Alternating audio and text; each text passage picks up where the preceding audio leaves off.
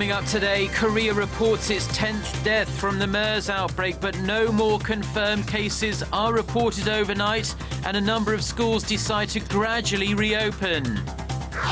Meeting China's top legislator, President Park Geun-hye calls on Beijing to intensify its efforts to get North Korea to abandon its nuclear weapons program.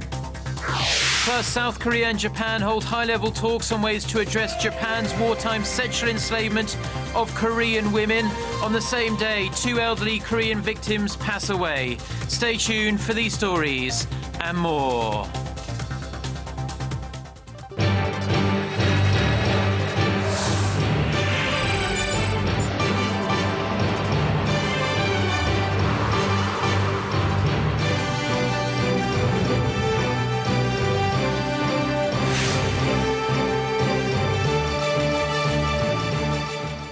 Hello to our viewers around the world. It's 6 a.m. on Friday, June 12th here in Seoul. Thanks as always for joining us. I'm Mark Broome.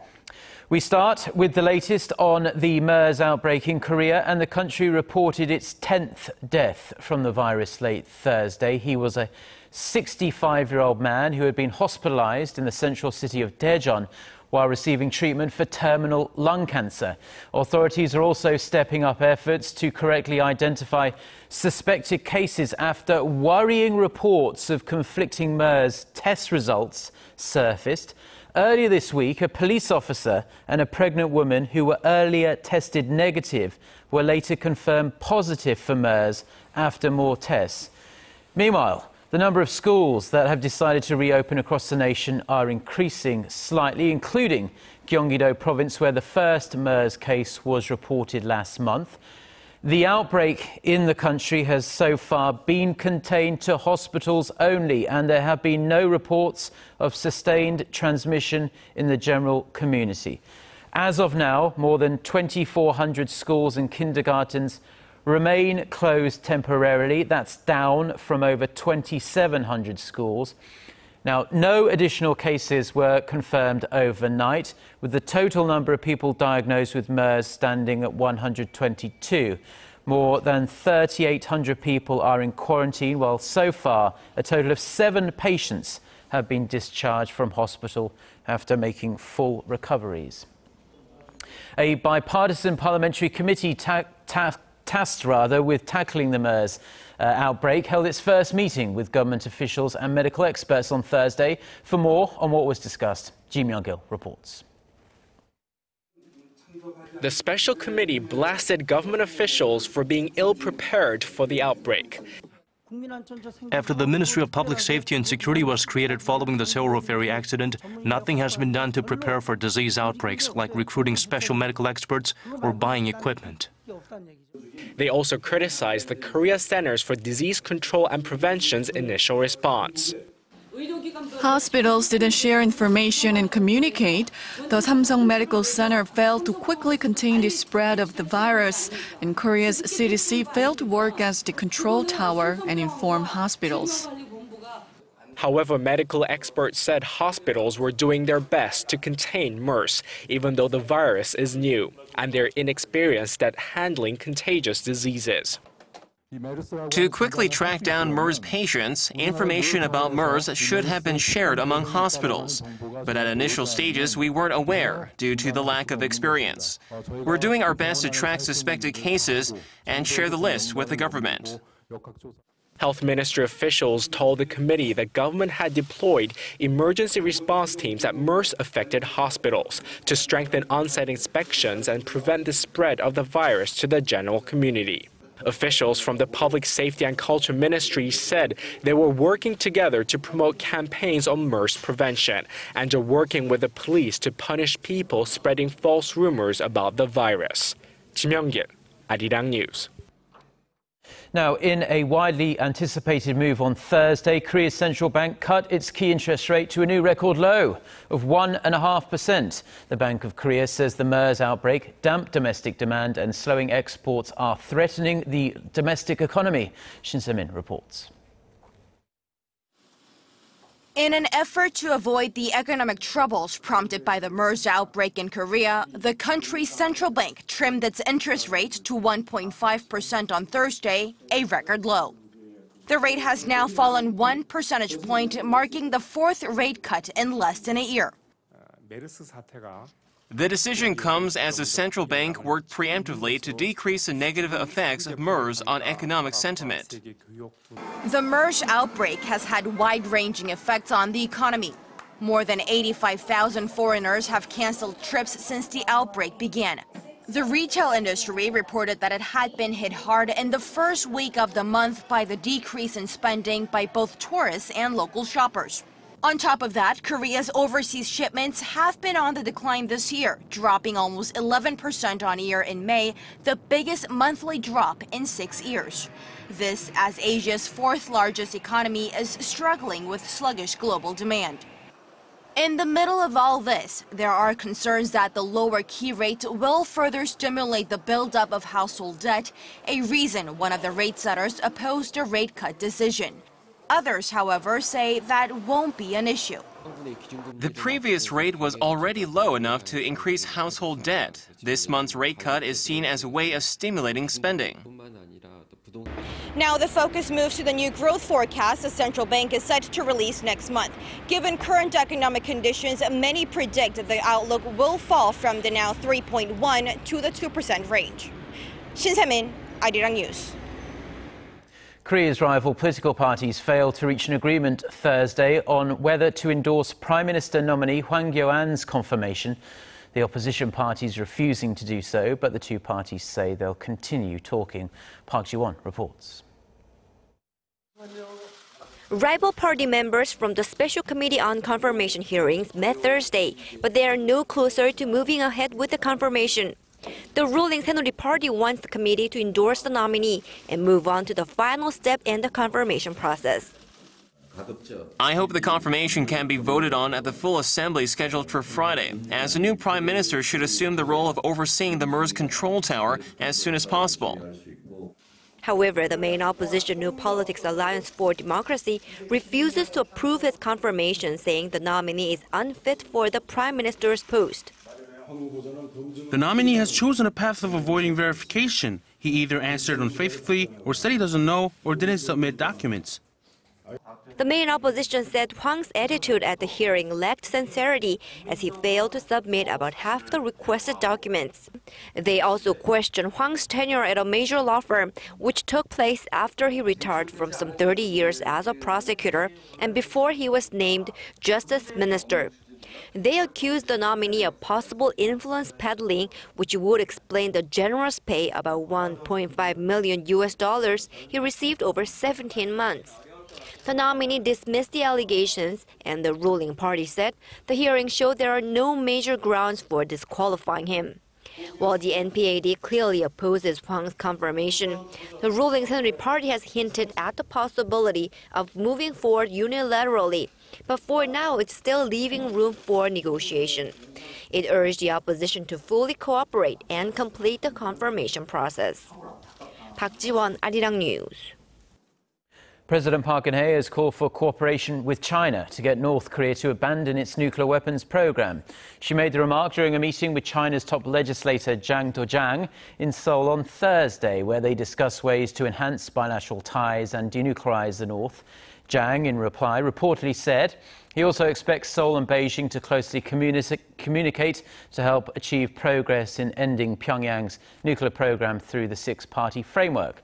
President Park's meeting with Jang comes as North Korea is apparently making progress in its nuclear and missile programs. South Korea and Japan held talks on Thursday to discuss ways to address Tokyo's sexual enslavement of Korean women before and during World War II. After the meeting in Tokyo, Seoul's Foreign Ministry's Director General for Northeast Asian Affairs, Lee Sang-dok, said the two sides agreed to continue consultations over the issue, seeking a breakthrough in their frayed relations.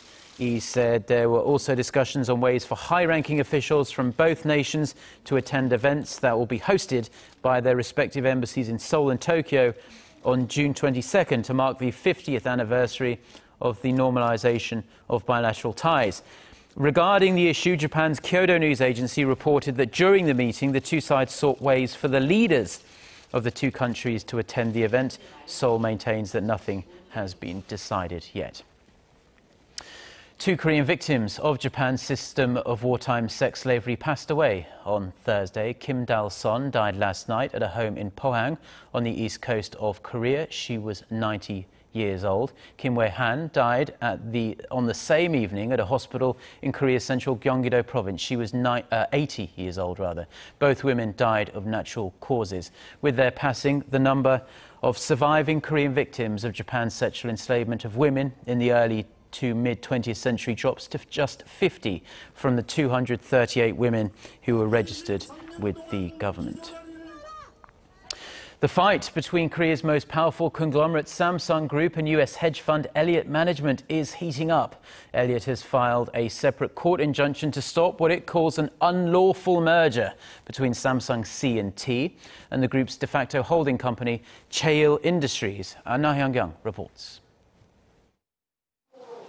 Elliott Management filed for a second injunction against Samsung C&T on Thursday after Samsung moved to sell all of its treasury stock to KCC Corporation in a bid to move forward with the merger. Elliott, which holds 7.1% of Samsung C&T's stake, is seeking to prevent what it sees as an unlawful takeover deal between Samsung Group's construction arm C&T and the group's de facto holding firm Seoul Industries. Many, including Elliott, see the merger as part of the conglomerate's plan for a generational power transfer from Chairman Park Geun-hye, who has been in a coma for more than a year now, to heir apparent Lee Jae-yong, because the deal will allow the junior Lee to increase his control over Samsung Electronics through his existing shares in Seoul Industries. In a press release Thursday, Elliott called the treasury stock sale a desperate and unlawful attempt by Samsung C&T to shore up voting support for the merger. In response, Samsung C&T said the move is necessary to protect the company and shareholders from overseas hedge funds seeking to make short-term profits. The hedge fund believes Samsung C&T increased the proportion of merger-friendly shares by selling the treasury stocks, which wouldn't have had any voting power if in the hands of the issuer, in this case Samsung C&T, to KCC, which would vote in favor of Samsung next month. With the two companies heading for a showdown on July 17th, the date of the shareholder meeting, investors and market watchers are keeping an eye on how this battle will unfold. Na Hyun-kyung, Arirang News.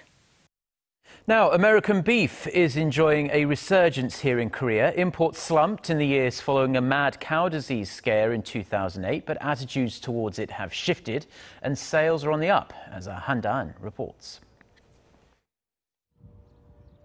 Once considered poisonous, U.S. beef is regaining its allure in Korea. America is now expected to trample Australia to become the #1 source of beef imports in Korea. The U.S. Meat Export Federation says Korea imported 2,527 tons of American beef during the first 10 days of May, edging out Australian imports. This is the first time Korea has bought more from the U.S. than Australia in 7 years, since Korea lifted the import ban on American beef in 2008. Korea had banned U.S. beef imports in 2003 after a mad cow disease was confirmed in America. The rising demand for U.S. beef comes despite its expensive cost. Between January and April, the average import price of American beef per metric ton stood at $7,988, 32% higher than the price of Australian beef. The U.S. Meat Export Federation's Korea branch says the absence of mad cow disease for several years seems to have gradually changed Korean attitudes. They also attribute the rising demand to quality. U.S. beef boasts premium marbling. It took a while, but I think Koreans are now recognizing the fine quality of American beef. And because of the bad image it held, we put extra effort into marketing. For instance, giving out samples at large retail stores so consumers can try it out. Another factor, the wide use of U.S. beef in high-class steakhouses and big chain restaurants.